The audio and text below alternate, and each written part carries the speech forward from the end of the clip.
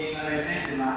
So, pwede namang ibang kanta na kung alam nyo is merong 100 views per minute. So, mas madali kasi siya pag alam natin yung hindi ko babasihan tayo, no?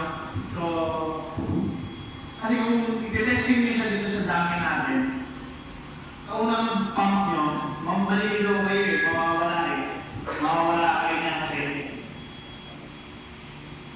ano to eh, machine or equipment. Pag ginamitan kasi sa kamay, mararamdaman nyo, nililis yung kamay, di ba?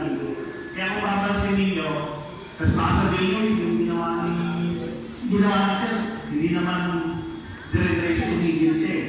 No? Naiintindihan natin yan, pero kung sa actual yun, kailangan dire-diretso. Maging consistent dapat yung compressions. Hindi ka pwede ito bilang, stay na lang, stay na lang, stay na lang.